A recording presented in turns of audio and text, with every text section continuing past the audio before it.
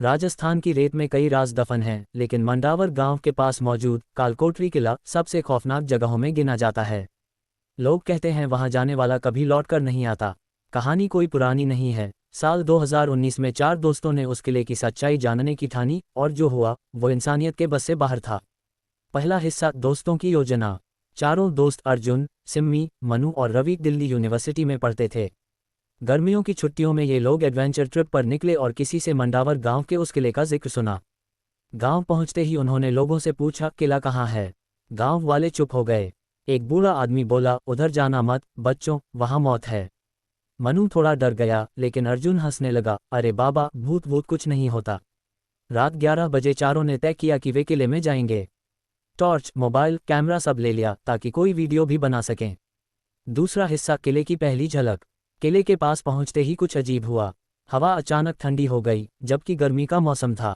दरवाज़ा अपने आप कर्कश आवाज़ के साथ खुल गया। किसी ने नहीं धक्का दिया था। किले के अंदर का माहौल डरावना था। पुरानी दीवारें, टूटी हुई सीढ़ियां और जले हुए चिराग, चारों का दिल जोर जोर से धड़कने लगा। सिम्मी ने कहा, कुछ तो अजीब है यहाँ। कोई भी आवाज़ नहीं, सिर्फ सन्नाटा। और तभी एक औरत की चीख। चारों रुक गए। चीख किसी दर्द से भरी थी, जैसे कोई मौत की दहलीज पर हो। तीसरा हिस्सा, किले का रहस्य। अंदर एक बड़ा हॉल मिला। वहां खून के छींटे थे और दीवार पर कुछ लिखा था, जिंदा दीवार में जो दफन हुआ वो अब सबको दफन करेगा। चारों ने कैमरा ऑन किया और वीडियो बनाना शुरू किया। तभी कैमरे की स्क्रीन ब्लैक आउट हो गई। सब कुछ बंद हो गया, मोबाइल, टॉर्च, हर चीज। अंधेरे में किसी के पैरों की आवाज़ सुनाई दी, किसी के सांस लेने की। तुमने मेरी नींद तोड़ी है, अब हमेशा के लिए सोओगे। एक लड़की की फुसफुसाहट थी, लेकिन वो कोई लड़की नहीं थी, वो थी राजकुमारी चंद्रिका की आत्मा। चौथा हिस्सा, चंद्रिका की कहानी। वो बूढ़ा जिसने गांव में चेतावनी दी थी, उसकी बेटी कभी किले में खो गई थी।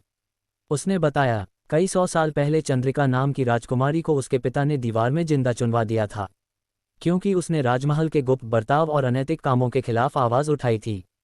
मरने से पहले चंद्रिका ने कसम खाए, जो भी इस किले में आएगा उसे उसी दर्द से गुजारूंगी जिससे मैं गुजरी।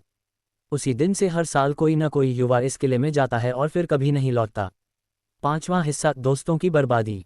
किले में एक कमरा था, पूरी तरह काले पत्थरों से बना, अंदर से बंद। लेकिन दरवाज़ा खुद ब खुद खुल गया और अंदर वो थी, चंद्रिका। उसके बाल जमीन पर घिसट रहे थे, चेहरा जला हुआ, आंखों से खून बहता। तुम भी वही करोगे जो बाकी ने किया, मेरी चीखों को नजरअंदाज। उसने हवा में हाथ फैलाया और अर्जुन हवा में उड़ता हुआ दीवार से टकरा गया, सिर से खून बहने लगा।